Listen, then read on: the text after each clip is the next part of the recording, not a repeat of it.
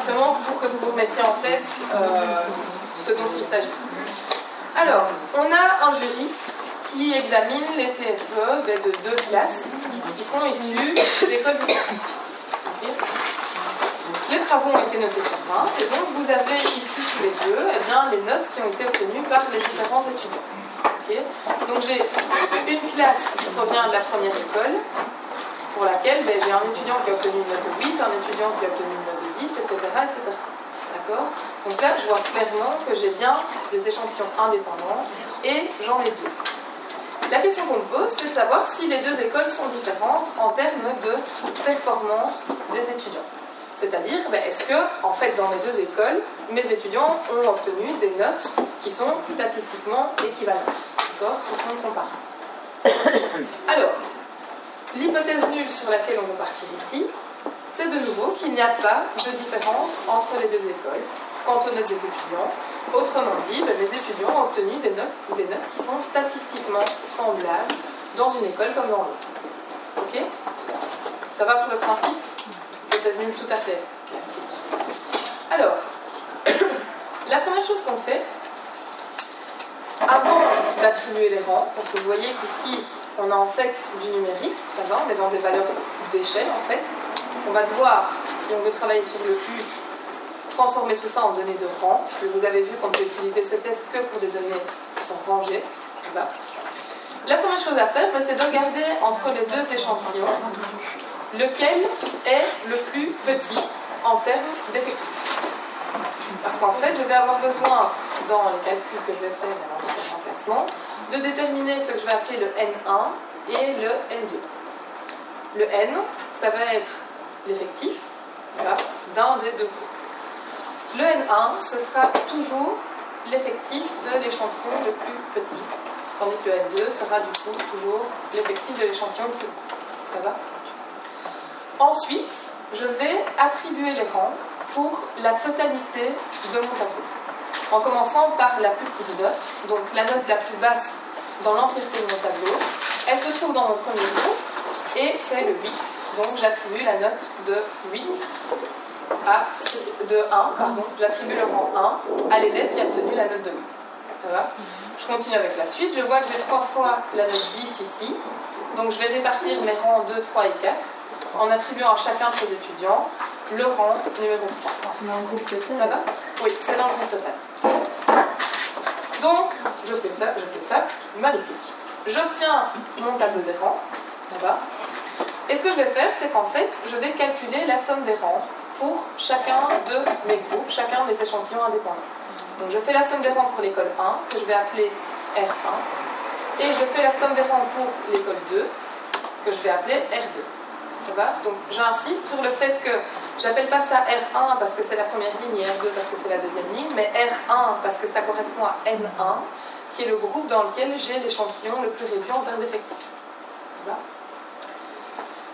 Alors, une fois que j'ai fait ça, eh bien, je vais faire ce qu'on appelle la vérification des rangs pour être sûr de ce que je fais. En gros, on n'est jamais trop certain. Donc, la vérification des rangs, ça consiste en quoi ? Ça consiste simplement à regarder si en fait le total de mes rangs est bien égal à ce petit calcul merveilleux qu'on fait à côté. Dans lequel je vais en fait utiliser le N majuscule qui est l'effectif total. Donc, l'idée c'est que je prends mon R1 plus mon R2, qui font ici 153, pour vérifier que j'ai bien la même chose et que donc mes rangs sont corrects. Eh bien, je prends simplement l'effectif total, que je multiplie de nouveau par l'effectif total plus 1, et je divise tout ça par 2. Ça va ? Simplement cette procédure-là. Ici, je suis très contente. J'ai 153 et 153. C'est assez merveilleux. Alors, vous avez peut-être remarqué que vous avez ensuite la possibilité de consulter des tables. Comme d'habitude, on ne change pas les bonnes habitudes.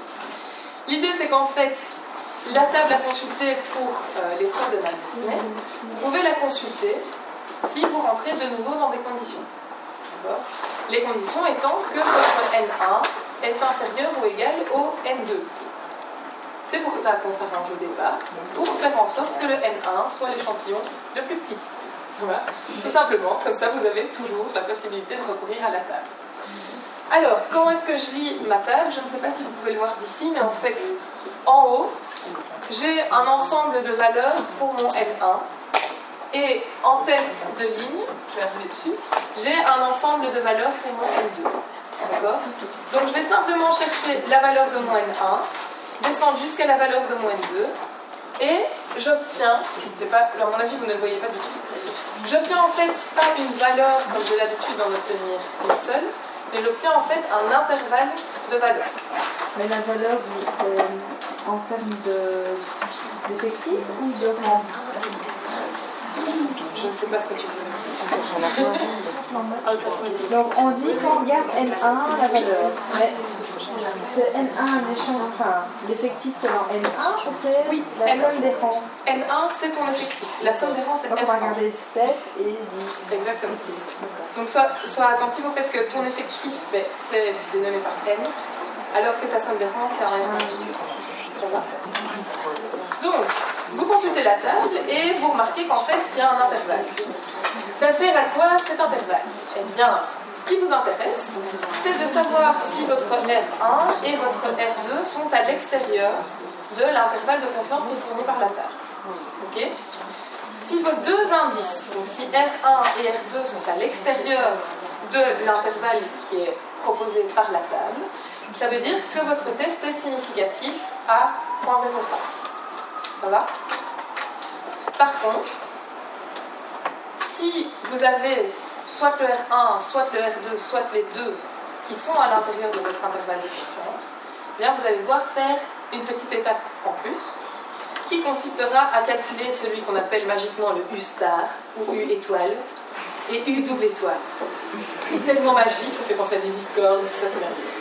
Donc, bien attentif, dans la table, ce que vous allez trouver, c'est pas un chiffre qui vous permet de statuer sur une significativité directement, pas tout à fait, c'est un intervalle.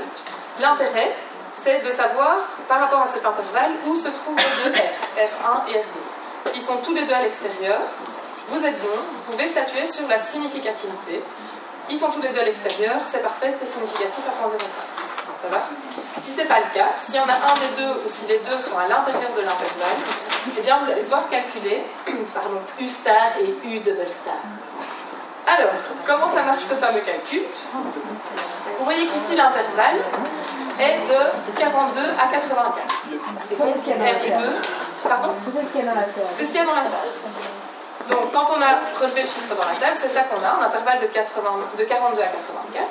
Et notre R2 est en dehors de cet intervalle. Oui, mais pas le R1. Ça va? Donc, le R2 est dedans, c'est très bien, c'est super. Malheureusement, le R1, ça ne fonctionne pas. Il est dans l'intervalle, et donc je vais devoir calculer U star et U star star. Alors, pour le U star, c'est ici que vous avez besoin du N1 et du N2. D'accord? Vous prenez simplement votre N1 que vous multipliez par le N2. Vous additionnez à ça le N1 multiplié par N1 plus 1 que vous divisez par 2 et vous soustrayez R1. Ça va? Pour le U star star, l'idée c'est de multiplier N1 par N2 et de soustraire à ça U1. Ça va? U star en fait. Je vais remonter une fois. Ah, je peux pas. Donc ici en fait, je ne peux pas modifier le truc en live. Donc l'idée c'est que le U1 ici, c'est votre U star. D'accord? Ça m'émeut chaque fois que je le dis. Alors, donc vous voyez ici simplement le déroulement de votre calcul pour chacun des U star, U star star. Donc pour le U star, prenez bien votre N1 qui était de 7, multiplié par votre N2 qui était de 10, plus, etc., etc. Ça va? Oui, je t'écoute. C'est parce que le R1 est dans l'intervalle de la table qu'on le soustrait dans la formule. Oui. Non, c'est parce que le R1 est à l'intérieur. Ah, tu vas dire pourquoi il est là? Parce qu'on doit calculer les deux. Ah oui, mais donc oui, le R1 de toute façon c'est avec mais il y a c'est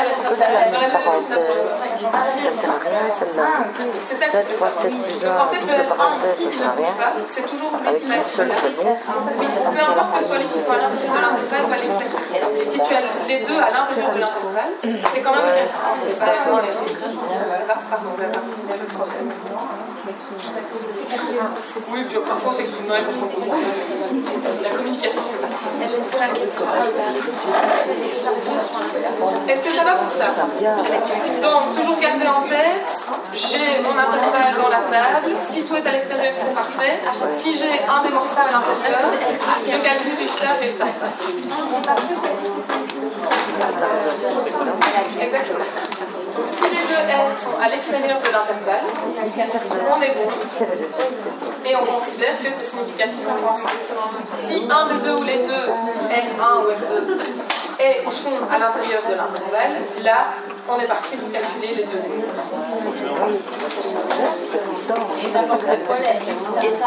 Les U stars, ils vont me permettre de travailler pour la suite. Tu vas voir. Alors, c'est là qu'on commence à rigoler un petit peu. Parce que, en fait, tantôt, on a utilisé une table, parce qu'on s'est arrangé très gentiment pour que le N1 soit plus petit que le N2, etc. Ça va. Ici, le problème, c'est qu'en fait, on a plusieurs tables.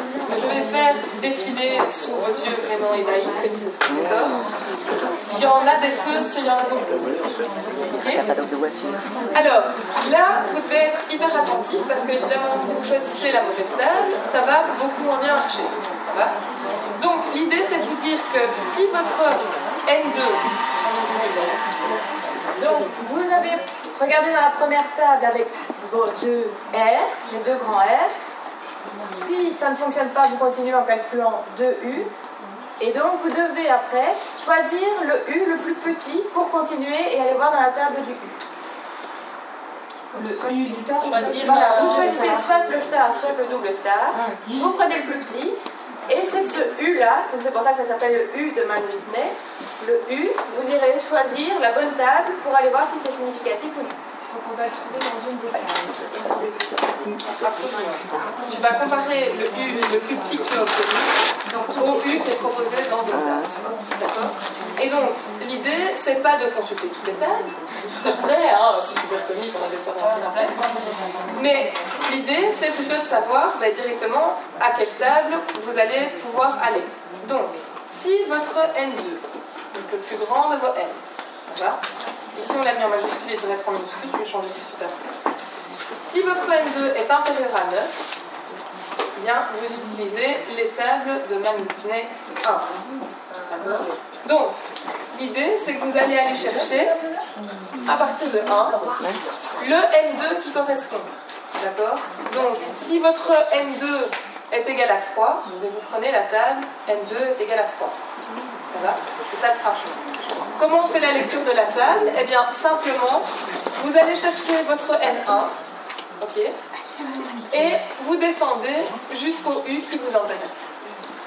Ok. Alors, ça c'est pour la table 1. Mais si votre N2 est supérieur ou égal à 9, autrement dit à partir de 9 pour votre N2, eh bien, vous pouvez consulter la table MW5 pour un alpha à 0.05 et un test à une issue.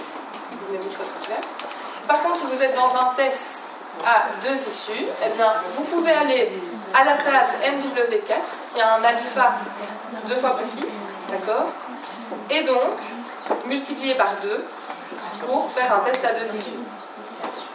Ok. Alors, très concrètement, je ne sais plus où est la table. C'est à la fin. Ok. Donc, oui. Donc, dans le cas de cette table-ci, donc, je reviens en arrière, vous voyez qu'en fait, on a un N2 qui est supérieur à 9, on a un N2 qui vaut 10. Ok. Donc, spontanément, je me dis, ok, j'abandonne les options qui étaient au-dessus, et moi, ce que je suis en train de faire, c'est un test à 2 issues. Ok. Je ne me suis pas posé une question qui était orientée, je me suis posé une question qui était globale, donc je vais chercher ce qui me permet de faire un test à 2 issues. Pour ça, j'ai besoin de la table de Mann-Whitney 4. Je vais donc jusqu'à celle-là. Vous voyez que vous avez le nom au-dessus, ça va, c'est pas des petits noms qu'on leur a donnés ou je ne sais pas quelle c'est les tables. Normalement, c'est ça. Et donc, ce que vous allez faire, c'est que vous allez prendre votre N1, qui ici est de 7, d'accord, et allez voir jusqu'au N2 correspondant, qui n'est pas très loin en fait, qui est de 10, ok, et vous observez la note que vous avez là. Alors, on revient au truc directement, donc le U que nous on avait calculé était de 34,5, ok. Ici, le U tabulaire est de 14. Mais la table là, elle est une ici, pas sur 2. On n'a fait pas 2. Oui. Mais si on n'a pas orienté notre hypothèse, on peut prendre à 2 issues. On fait pas 2. Oui, normalement c'est à 2 issues. Mais donc, ici, on doit faire x2 pour l'avoir à 2 issues. La valeur toujours x2. Oui, donc, et donc c'est 0,5. Les tables sont toutes à une issue. Mais comme nous, on a 2 issues, on va prendre un alpha qui est de 0,05 pour 2 issues. Et donc, on va diviser l'alpha par 2 pour aller prendre la bonne table. Ok. Alors, donc, là, c'est le même principe que d'habitude. Vous comparez le U que vous avez calculé au U que vous observez dans la table. Okay. Ici, qu'on vient de les issues. Mais, ce n'est pas le même principe que d'habitude au final. Donc, d'habitude, mettez en rouge, c'est pour ça qu'on vous a mis attention aux 3 points d'exclamation. En fait, l'idée c'est que d'habitude, on se réjouit de voir que le chiffre qu'on a est plus élevé que celui qui est dans la table. Okay. Ici, pour les 2 tests qu'on va voir maintenant avec vous, donc le U de Van Whitney et le T de Wilcoxon, les tables sont construites à l'inverse. Donc, ce qui va vous réjouir, c'est pas que votre chiffre calculé soit plus grand que celui qui est dans la table, c'est le contraire. D'accord? Donc, d'habitude, c'est significatif quand ce qu'on a calculé est plus grand que ce qui est dans la table. Ici, on fait l'inverse. Si le T qu'on a calculé est inférieur à celui de la table, c'est significatif. Ça va? Donc, notez-le en grand, en rouge, en fluo. Ne vous plantez pas quand vous faites la lecture de la table pour ce cas-là. Ça va? En fait, les valeurs de la table diminuent au fur et à mesure que le A diminue. D'accord? Autrement dit, au plus la significativité augmente. Donc, dans ce cadre-ci, vous voyez que ce qu'on a calculé est bien supérieur à ce qui est présent dans la table. D'accord? Et donc, on est non significatif. Ok? Donc, changement de logique. Pour le coup, donc, on accepte l'hypothèse nulle et on conclut que les travaux ne sont pas meilleurs dans l'une des 2 écoles. D'accord? Autrement dit, on considère qu'en fait les 2 écoles sont équivalentes, les étudiants sont aussi bons dans une école que dans l'autre. Ça va?